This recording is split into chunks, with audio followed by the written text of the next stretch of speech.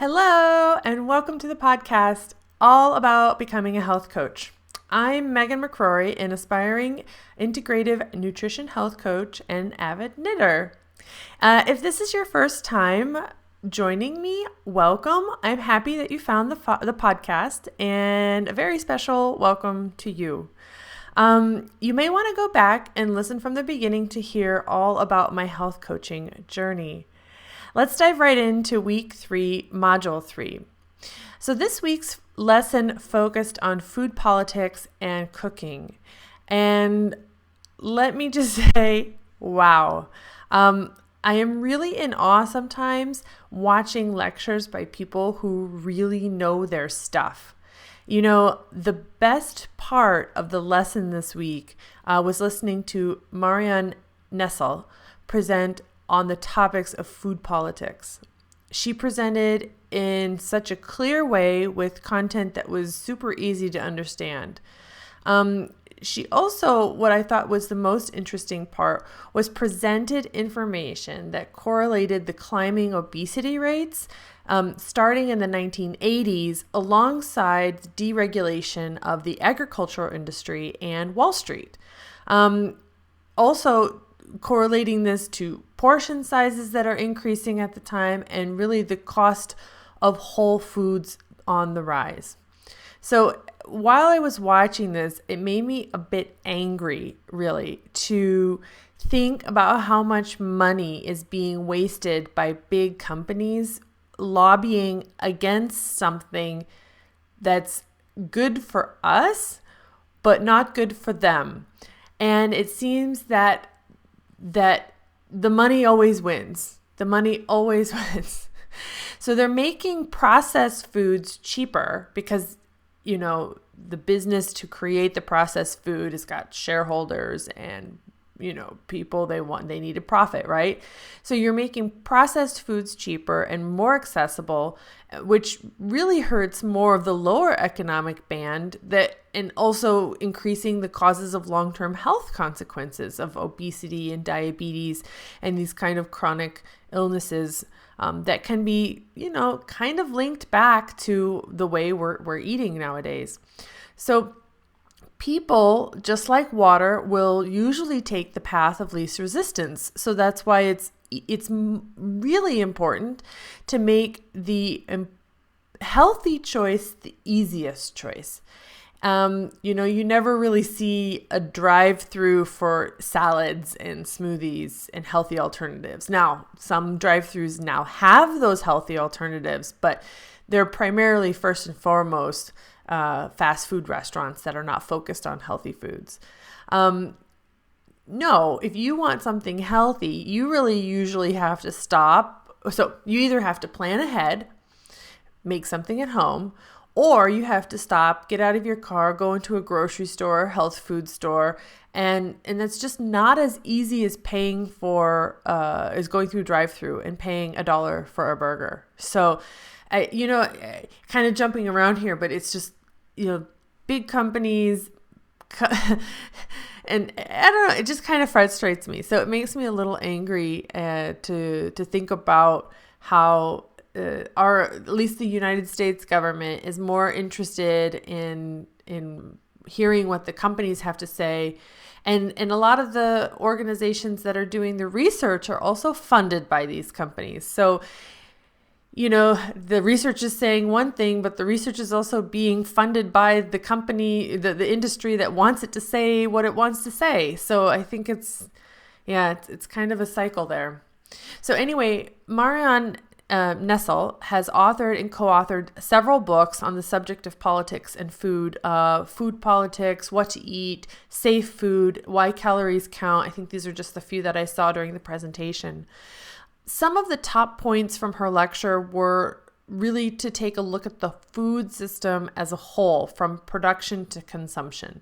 So starting with agriculture, moving to food, nutrition, and public health. So we have to really look at the whole system. Also, the cost of healthy eating has risen. It's not an excuse to say eating healthy costs more. It really has risen when you take a look at the numbers. So items like beer and soda and butter the prices have dropped, and the prices of fresh fruits and fresh vegetables have risen since the 80s. So the consumer who might have made a healthier choice in the 1980s, seeing two things side by side, now they see a drastically lower cost of for unhealthy foods, packaged processed foods that are more widely available. So she also talked about the school lunch proposals. I think there was a big campaign to have more vegetables and things in school lunches. And really, again, how big company money was able to sway Congress to pass a bill that states that pizza is a vegetable.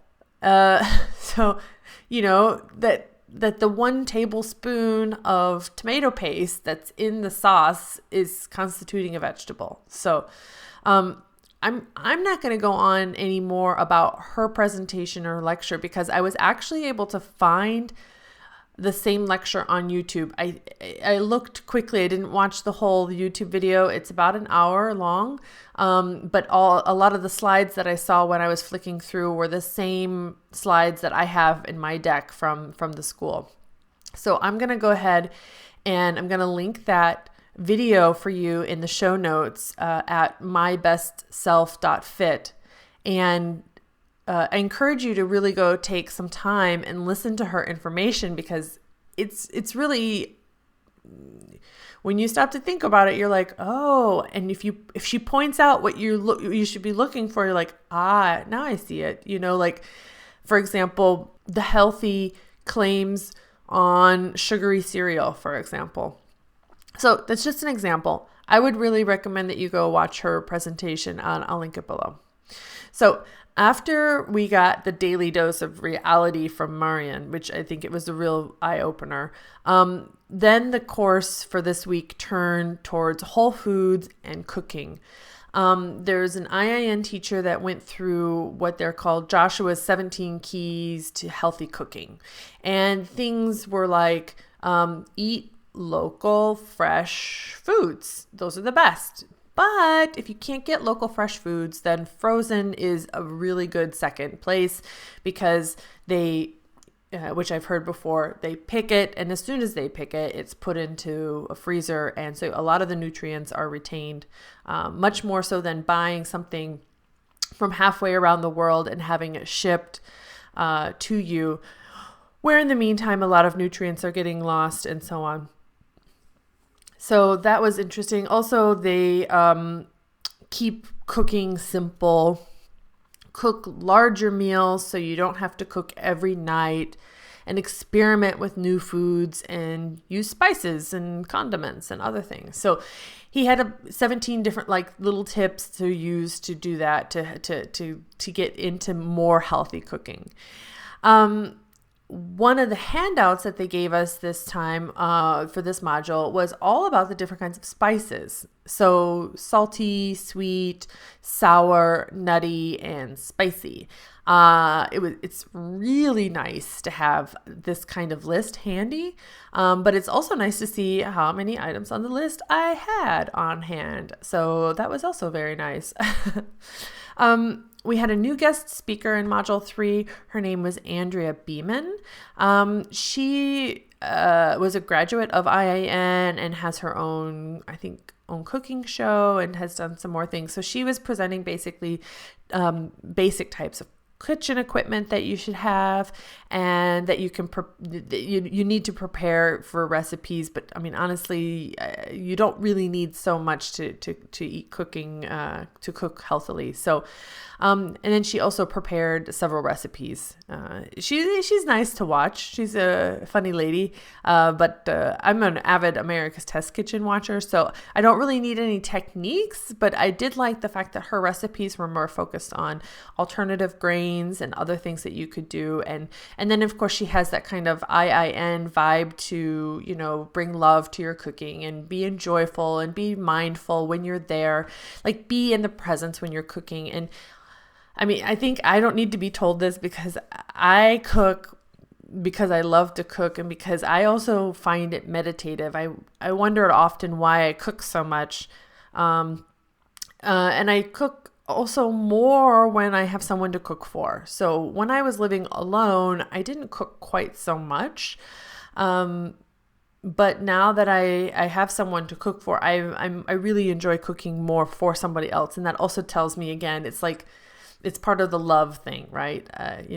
My husband says that I definitely love him through his stomach. And I like that. It makes me happy. It makes me smile when he's very satisfied with the meal. But in general, I mean, it's just very meditative for me to chop some vegetables and cook and hear it sizzle and smell it and all those things. And I think it's really interesting because in the past I would put like a podcast on or some music, but now I'm trying to, when I cook, be quiet, listen, smell, and enjoy the time that I have to make something fantastic with the food. And so today at the grocery store, I bought bok choy. I've never cooked with bok choy before, so I'm going to try this. And the other day, I pulled out of my cabinet some mung beans that I have created a mung bean stew with. If you want more information on that, I have a article written at mybestself.fit called My First Attempt with Mung Beans. It's super easy, but I didn't know. I thought it was going to be hard. So that was nice. And then I have some other ingredients that I have stashed in there because I don't know if you guys have ever done this, but I like walk into an Asian food market or an Indian food market and I'm like, that looks cool. That looks cool. I don't know what it is, but I'll Google it when I get home. So I have some of those types of ingredients in my pantry. And so I'm also expanding what I know how to cook with and getting some ideas for different types of cooking that I haven't done yet before. So I'm really excited about always trying new things. So I have bok choy today and let's see what I make with my bok choy. So at the end of the module, Joshua showed up and had a few presentations where he was dressed up as a chef and was showing how easy it is to really cook. I think one of the demonstrations that was for me the most interesting and actually quite easy, if you think about it, was like a soup. You throw some cooked beets into because I don't know about in the US, but in Europe, you can just buy beets already cooked, kind of like vacuum sealed in a pack. And you just throw them in a blender, add some cream or almond milk or chicken broth or whatever, and blend it up and put it on the stove and heat it up, and you have soup. I was like, yeah, okay, I can see this. Maybe his notions are a little too simplistic, but in general, I mean, the idea is there. You don't have to be making some elaborate meal in order to eat healthy or also just to try new things. So actually trying new things, you should try the easiest recipe the first time before you know what to do with it. So those were kind of what we talked about in the class.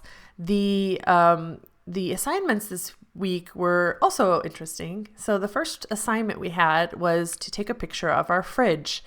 And we have a Facebook group for the class, and a lot of people were posting their pictures of their fridge. And this always reminds me of how big American refrigerators are and how small European refrigerators are. And I don't know about anywhere else in the world, but I have lived in those two places, and it is just amazing. My refrigerator is quote a bigger refrigerator for Europe, but it's not huge. And I'll put a picture up on the show notes for this episode so you can see my refrigerator. And I just find that I don't really have very much stuff in there. I have condiments in there that, don't go bad.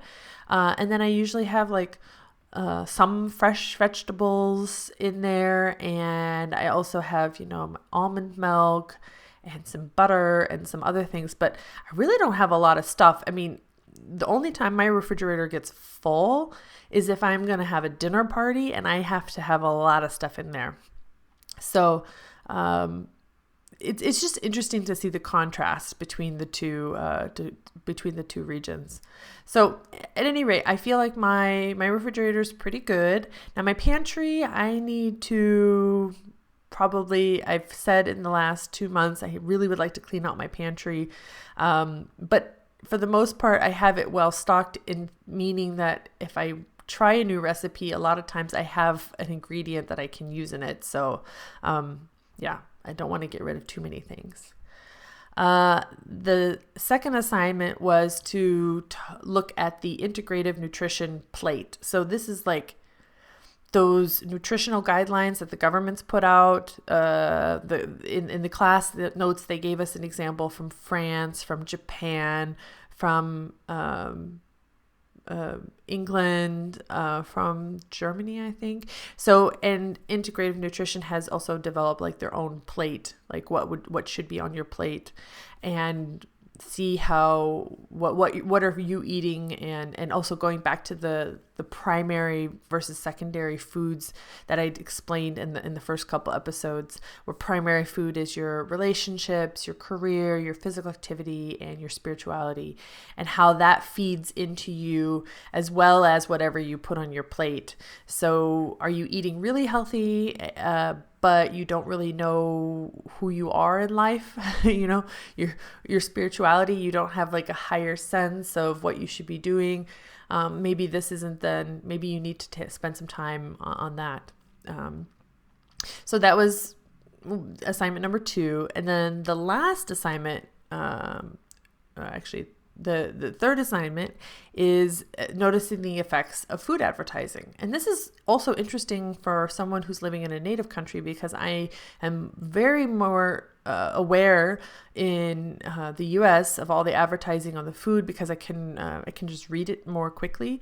In Germany and in Switzerland, I have to really take time to read the packaging and really understand it. And I don't do this a lot. Like, I'm not reading the fine print.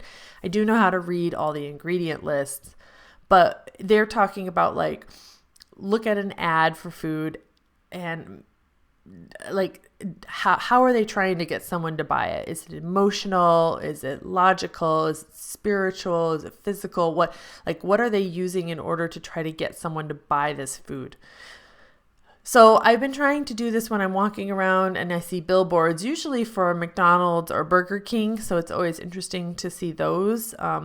And I usually take the time to try to translate what it's trying to say. And like in the US, those kind of advertisements usually have some kind of play on words. So it's even more difficult for me in German to understand what they're trying to say. So yeah, it's not as easy here as it is for me in the US to do this kind of assignment.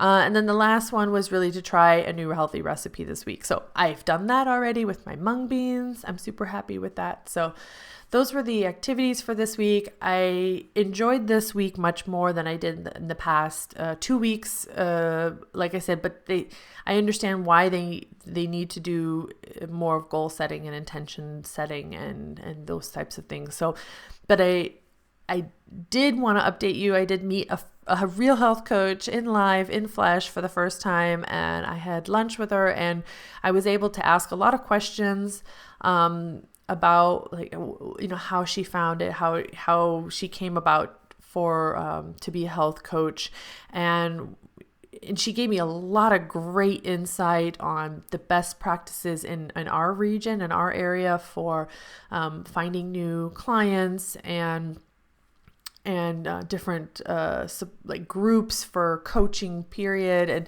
that kind of stuff. So it was really, really, really great to talk with her. And yeah, it was kind of, refreshing me a little bit. Not that I needed to be refreshed, but it's also, kind of keeping my energy going for this. So yeah, that's it for today. I start module 4 next week. So I'm excited to see what that brings. And I'm nearing the half of the first way through the first test. So I'm also curious to see how that goes.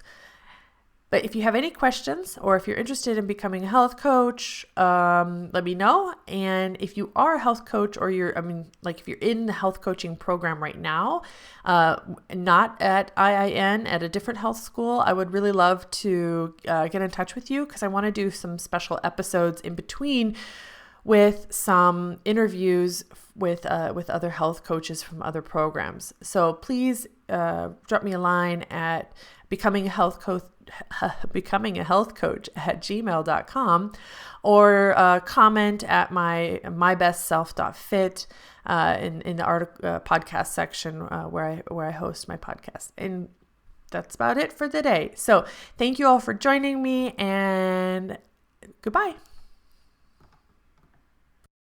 Hey, you're still listening. Great. Okay, now I can tell you about my 12-week goal setting session.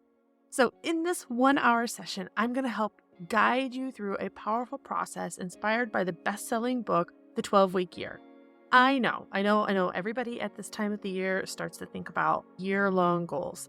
And I would argue that year-long goals are really hard to contextualize. What is going to be happening in a year from now? You have no idea. But 12 weeks gives you a little bit better understanding because you kind of already have your calendar booked out for the next 12 weeks, kind of know what's going to be going on. So if you can focus your goals on the next 12 weeks, you can make some really big actionable steps towards your long-term vision. So in this 1-hour session, we do talk about long-term vision. We talk about where you want to be. We talk about what your 5-year, 10-year, 3-year, all those goals are. But that's only a brief part. We know we see the long distance view, but let's break that down. And then we get into the 1 to 3 strategic 12-week goals that are going to get you to those long-term vision. Then we're going to put that into a really cool action plan with like checklists and timing and all that jazz to make sure that you are clear and that you have accountability to get those goals done. And then that's not it. Then we are going to tackle your roadblocks because you know you have roadblocks. So we're going to tackle those roadblocks. We're going to create a plan to overcome them. So you know when you start to self-sabotage, you know what you can do to get around those roadblocks. Okay, so if this is interesting for you, it is only 1 hour of your time and it's only 45 Swiss francs. I host this gig over on Fiverr, but I'm also going to put a link down in the show notes. So if you're interested, hit me up.